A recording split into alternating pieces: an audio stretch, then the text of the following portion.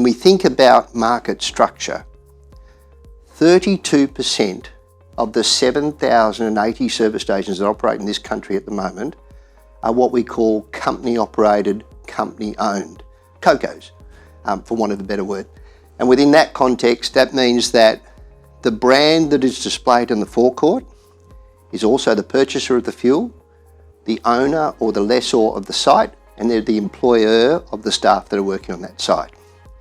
Then we have another group, which I suppose in a lot of ways you would tend to think of as franchisees. They're not quite, because they don't own the stock in the ground and they don't set the price.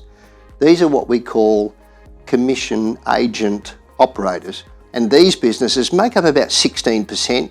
They tend to run in some of the bigger networks we know, but it's a franchise model.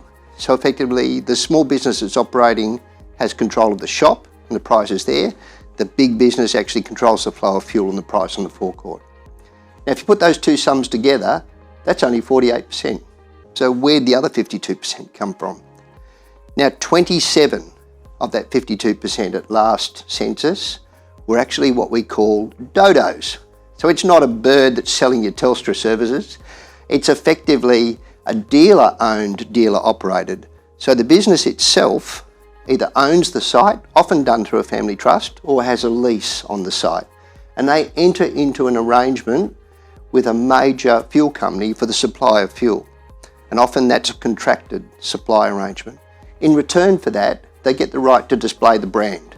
And they also have some obligations in terms of managing the site, making sure the site looks and feels and reflects the brand accurately. Now, they can change at any point in time.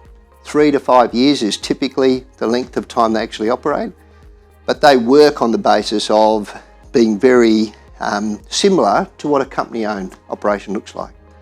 Now, you add that sum, I've got 25% left. Who are those? Well, they're what we call the independent independents, and they really comprise a bit of a mix of those three models we first talked about. Within that context, we're getting to a situation that these businesses fly a separate brand, and most people typically classify them as being the independents, but they adopt a suite of different models.